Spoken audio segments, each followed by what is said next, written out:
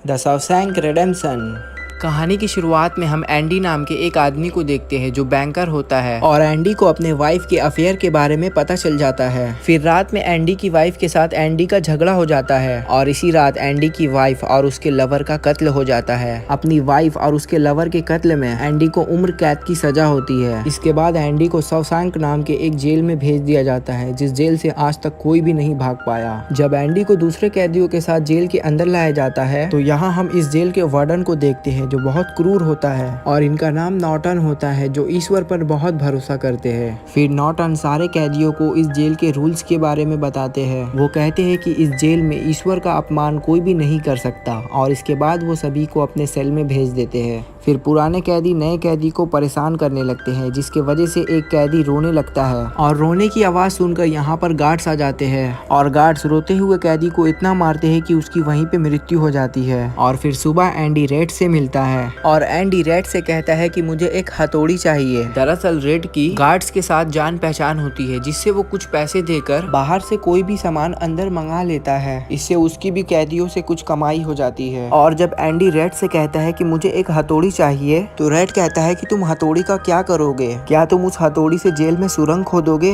ये सुनकर एंडी हंसने लगता है और वो कहता है कि मैं एक पत्थर तराशना चाहता हूँ, क्योंकि मुझे पत्थर तराशने में बहुत अच्छा लगता है। ये सुनने के बाद रेड कहता है कि मैं हथौड़ी तो मंगवा दूंगा, लेकिन तुम्हें मुझे 20% एक्स्ट्रा देना होगा। और एंडी भी इसके लिए राजी हो जाता है। इसके बाद रेड बाहर से एंडी के लिए हथौड़ी मंगा लेता है। जब रेड इस हथौड़ी को देखता है तो उसे बहुत हंसी आ जाती है, क्योंकि इस हथौड़ी का साइज बहुत छोटा होता है। और रेड मन में सोचता है कि अगर इस हथौड़ी से एंडी अगर सुरंग खोदना चाहे तो उसे हजारों साल लगेंगे। इसके बाद हम ये देखते हैं कि तीन लोग जिनकी नजर एंडी के ऊपर बहुत पहले से थी, वो एंडी के साथ जबरदस्ती करने की कोशिश करते हैं। एंडी इनसे बचने के लिए इनसे लड़ाई करता है, पर ये तीनों एंडी को बहुत बुरी तरह से मारते हैं। और ये तीनों एंडी के साथ हमेशा ऐसे ही करते हैं। कभी एंडी इनसे लड़ाई करता है तो कभी एंडी इनसे हार मान जाता है। और ये सब की वजह से एंडी बहुत कमजोर हो जाता है, उसके शरीर में बहुत निशान पड़ जाते हैं। इसके बाद जेल के वार्डन सभी कैदियों को एक साथ बुलाते हैं और वो कहते हैं कि फैक्ट्री की छत रिपेयर करनी है, जिसके लिए 12 लोग लगेंगे और इस काम को कौन करना चाहता है। पर इस काम को करने के लिए 100 लोग अपना हाथ उठाते हैं, जिसके वजह से वार्डन को चुनाव करना पड़ता है। रेड गार्ड्स को सिगरेट देकर अपने और अपने दोस्तों का नाम सेलेक्ट करवा लेता है, जिसमें एंडी भी होता है। और इसके बाद ये सभी छत पर काम करने लगते हैं। एक दिन जब ये लोग काम कर रहे होते हैं तो गार्ड्स और कैप्टन आपस में ये बात करते हैं कि कैप्टन के भाई अपने मर जाने के बाद कैप्टन के लिए $3500 छोड़कर गए हैं, पर कैप्टन को इस पैसे से टैक्स का डर होता है। इसीलिए कैप्टन को लगता है कि ये पैसे मेरे कोई भी काम का नहीं है, ये बिल्कुल बेकार है। और ये सारी बात एंडी और उसके दोस्त सुन लेते हैं। और इसके बाद एंडी कैप्टन के पास आकर कैप्टन को कहते हैं कि क्या आपको अपनी वाइफ पर भरोसा है? ये बात सुनकर कैप्टन बहुत गुस्सा हो जाता है और वो उसे छत से नीचे फेंकने ही वाला होता है। तो एंडी कहता है अगर आपको अपनी वाइफ पर भरोसा है तो आप अपने $35,000 को बचा सकते हैं। और वो ये भी कहता है कि जीवन में एक बार सरकार आपको अपनी वाइफ को $60,000 की गिफ्ट देने को इजाजत देता है और इस पर कोई भी टैक्स नहीं लगता। मैं एक बैंकर हूँ तो मुझे ये सब पता है। आप मुझे डॉक्यूमेंट्स लाकर दे देना, मैं उसे फ्री में भर दूंगा और उसके बाद आपके पैसे आपके पास आ जाएंगे। और इसके बदले में आप खुशी से मेरे दोस्तों को 3-3 बियर पिला देना। और इसी के बाद एंडी और रेड काफी अच्छे दोस्त बन जाते हैं। एक दिन एंडी और रेड एक मूवी देख रहे होते हैं, लेकिन एंडी को इस मूवी देखने में कोई भी इंटरेस्ट नहीं था, क्योंकि जेल में एक ही मूवी हमेशा दिखाया जाता है। वो रेड से कहता है कि इस मूवी में जो एक्टर है वो मुझे चाहिए, क्या तुम उसे मुझे ला कर दे सकते हो?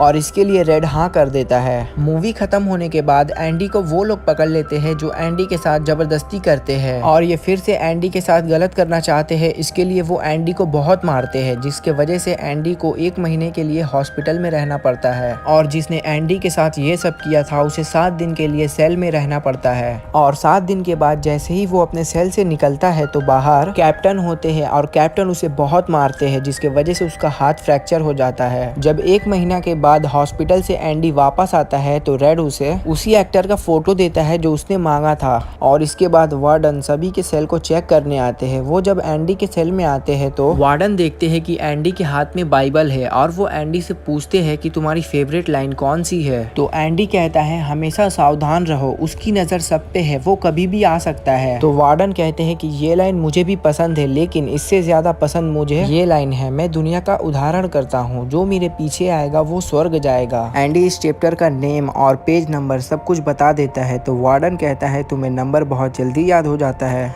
दरअसल एंडी जब से कैप्टन का पैसा बचाया है तो वार्डन को तब से एंडी के ऊपर डाउट है और इसीलिए वार्डन एंडी के सेल को चेक करते हैं। वो जानना चाहते हैं कि एंडी ने कैप्टन के पैसे को कैसे बचाया। और जब वार्डन एक्टर की फोटो देखते हैं तो वो कहते हैं इसे तो हम अलाउ नहीं करते, लेकिन कभी कभी हम किसी चीज को नजरअंदाज कर सकते हैं। और ये कहकर वार्डन एंडी के बाइबल को यहाँ से लेकर जाने लगते हैं। लेकिन वार्डन को एंडी के सेल में सब कुछ मिल जाता है सिवाय उस हथौड़ी के। पूरे सेल को छानबीन करने के बावजूद भी वार्डन को वो हथौड़ी नहीं मिलता। अब वार्डन दोबारा सेल में आते हैं और एंडी को उसका बाइबल दे देते हैं और कहते हैं कि मुक्ति इसी में है। और साथ में वो एंडी को लाइब्रेरी का असिस्टेंट बना देते हैं। असिस्टेंट बनाना तो एक बहाना होता है, दरअसल वार्डन एंडी से अपने बैंक का काम करवाना चाहते हैं। और इसके बाद एंडी लाइब्रेरी में बहुत सारा काम करने लगता है। एक दिन वो वार्डन से बात करता है और कहता है कि मैं लाइब्रेरी में और भी किताबें मंगाना चाहता हूँ, पर वार्डन मना करते हुए कहते हैं कि इसके लिए मेरे पास फंड नहीं है। तो इस पर एंडी कहता है कि मैं सरकार को एक लेटर लिखना चाहता हूँ। तो वार्डन एंडी को लेटर लिखने के लिए परमिशन दे देते हैं। फिर एंडी हर हफ्ते सरकार को एक लेटर लिखने लगता है। इसके बाद हम एक बूढ़े आदमी को देखते हैं जो एक लड़के को मारने वाले होते हैं। इनका नाम ब्रुक्स होता है और ब्रुक्स इस जेल में 50 साल से है और इन्हीं के अंडर में एंडी काम करता है। अब सरकार ने इनके सजे को माफ कर दिया है और इसी वजह से वो इस आदमी को मारना चाहते हैं, क्योंकि वो इस जेल से बाहर निकलना नहीं चाहते। वो ये सोच के इसे मारने वाले होते हैं कि अगर मैं इसे मार दूं तो मुझे फिर से सजा हो जाएगा और मैं इस जेल में फिर से रह सकूं। पर एंडी उन्हें समझाता है जिसके वजह से वो उस कैदी को नहीं मारते और उसे छोड़ देते हैं। और इसके बाद इस बूढ़े आदमी को जेल से आजाद कर दिया जाता है और बाहर की दुनिया में उन्हें एक रूम और एक जनरल स्टोर में काम दिया जाता है।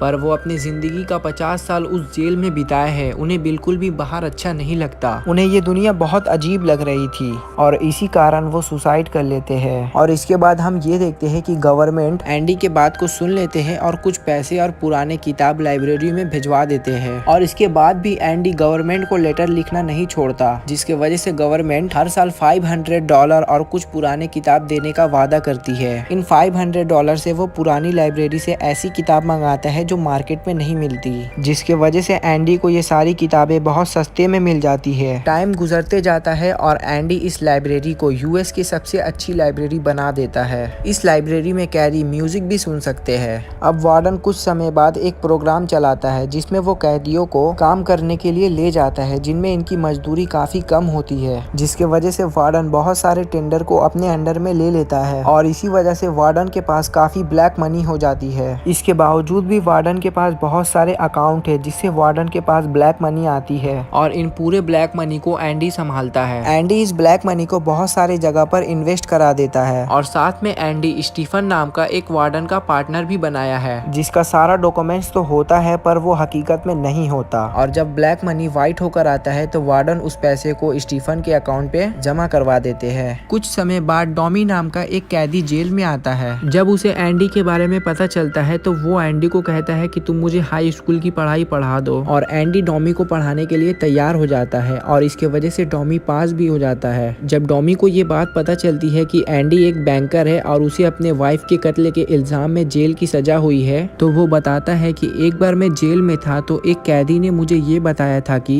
मैंने एक आदमी को उसके गर्लफ्रेंड के साथ में उसे मार दिया था और इसके इल्जाम में उसके पति को सजा हो गया जो एक बहुत बड़ा बैंकर था। ये सुनकर एंडी समझ जाता है कि ये वही आदमी होगा जिसने मेरी वाइफ का कत्ल किया था। ये बात बताने के लिए एंडी वार्डन के पास जाता है, पर वार्डन एंडी के बात का भरोसा नहीं करता और वो करना भी नहीं चाहता, क्योंकि एंडी अगर रिहा हो जाएगा तो उसके ब्लैक मनी को व्हाइट कौन बनाएगा। ये सुनकर एंडी गुस्सा हो जाता है और वो वार्डन से बहस कर लेता है, जिसके वजह से वार्डन एंडी को 1 महीने के लिए काल कोठरी में डाल देते हैं और इसी बीच वो डॉमी को भी मरवा देता है और सबसे वो ये कहते हैं कि डॉमी भागने की कोशिश कर रहा था जिसके वजह से हमें गोली मरवाना पड़ा। इसके बाद वार्डन एंडी से मिलने जाता है और वो उसे अपने साथ काम करने को कहता है, पर एंडी साफ साफ मना कर देता है। वार्डन एंडी को धमकी देता है कि मैं तुम्हारे लाइब्रेरी को बर्बाद कर दूंगा और सारे किताब में आग लगा दूंगा, जिसके वजह से एंडी को ना चाहते हुए भी वार्डन के साथ काम करना पड़ता है। अब इसके बाद हम ग्राउंड में एंडी और रेड को देखते हैं। यहाँ पर एंडी रेड से कहता है कि अगर मैं इस जेल से कभी भी निकला तो सबसे पहले मैं सवातानाहू जाऊंगा जो मैक्सिको में है, और वहाँ मैं कुछ बोट खरीदूंगा और एक होटल खोलूंगा और मैं अपनी सारी जिंदगी वहीं गुजारूंगा, और वहाँ मुझे एक अपने सच्चे दोस्त की जरूरत होगी। तुम वहाँ आना और हम साथ में जिंदगी गुजार देंगे। एंडी रेड से ये भी कहता है कि अगर तुम इस जेल से कभी बाहर निकले तो तुम मेरा एक काम कर दोगे। तो इस पर रेड हाँ कह देता है। तो एंडी कहता है कि बॉस्टन के पास एक मैदान है जिसमें पत्थरों का एक दीवार है और उसमें उत्तर की तरफ एक पेड़ लगा होगा, और वहाँ पर दीवार में एक काला पत्थर है, उसके नीचे एक चीज गढ़ा होगा, तुम उसे अपने पास रख लेना। रेड एंडी से पूछता है कि उसमें क्या होगा, तो एंडी कहता है इसके लिए तुम्हें खुद वहाँ पर जाना पड़ेगा। एंडी का ये बिहेवियर रेड को बहुत अजीब लगता है। ये बात रेड अपने दोस्तों को बताता है तो वो लोग डर जाते हैं। उन्हें ये लगता है कि एंडी सुसाइड कर लेगा, क्योंकि वो अपने दोस्त से रस्सी भी मांगता है जो उसके दोस्त ने उसे दे दिया होता है। इसके बाद हम एंडी को वार्डन का काम करते हुए देखते हैं और वो वार्डन को डिपॉजिट देता है बैंक में जमा करने के लिए, जैसा वो हमेशा करता है। अब वार्डन उसे अपने जूते और कपड़े देता है लॉन्ड्री में देने के लिए। अब जब सुबह सभी कैदियों की गिनती होती है तो वहाँ पर एंडी मौजूद नहीं होता।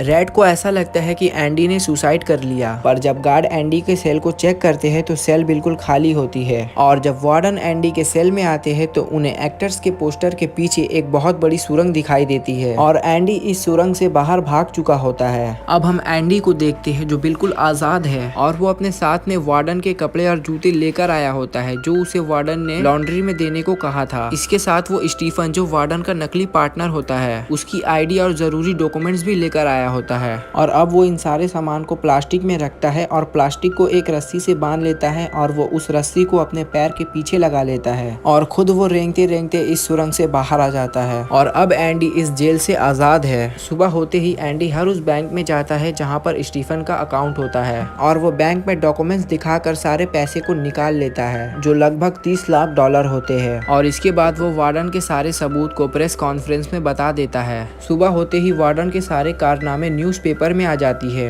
जब वार्डन को पकड़ने के लिए पुलिस शॉशांक जेल में आती है तो उससे पहले ही वार्डन सुसाइड कर चुका होता है, और कुछ समय बाद रेड को भी रिहा कर दिया जाता है क्योंकि उसने जेल में 40 साल काट चुके होते हैं। उसे भी सेम उस बूढ़े आदमी जैसे एक जर्नल स्टोर में काम और एक रूम दिया जाता है, पर उसे भी इस दुनिया में अच्छा नहीं लगता। वो वापस जेल जाना चाहता है पर वो जेल नहीं जा सकता, इसीलिए वो सुसाइड करने का सोच लेता है। पर रेड को सुसाइड करने से पहले एक बात याद आती है कि एंडी ने उसे एक काम दिया था और वो उस पत्थर को ढूंढने के लिए बॉस्टन जाता है। वहाँ जाने के बाद एंडी ने जैसा बताया था बिल्कुल वैसा ही काले पत्थर के नीचे एक बॉक्स होता है और उस बॉक्स में कुछ पैसे होते हैं और एक लेटर होता है, और इस लेटर में एंडी ने ये लिखा होता है कि मुझे अपने बोट को संभालने के लिए एक आदमी की जरूरत है, तुम यहाँ मेरे पास आ जाओ, हम साथ जिंदगी गुजारेंगे। और इसके बाद हम ये देखते हैं कि रेड एंडी के पास जाने के लिए यहाँ से निकल जाता है मैक्सिको के लिए। जब रेड मैक्सिको के बीच पर पहुँचता है तो वो देखता है कि एंडी एक बोट को ठीक कर रहा होता है और ये दोनों एक दूसरे को देखकर काफी खुश हो जाते हैं। और इसी के साथ ये फिल्म यहीं पर खत्म हो जाती है। आपको वो बाइबल वाला सीन याद होगा जब वार्डन ने एंडी को बाइबल देते हुए कहा था कि मुक्ति इसी में है, और जब एंडी के फरार होने के बाद वार्डन तिजोरी को चेक करते हैं तो वहाँ डॉक्यूमेंट्स के जगह बाइबल होती है, और बाइबल के पहले ही पेज में एंडी ने ये लिखा होता है कि आपने सही कहा था, मुक्ति इसी में है।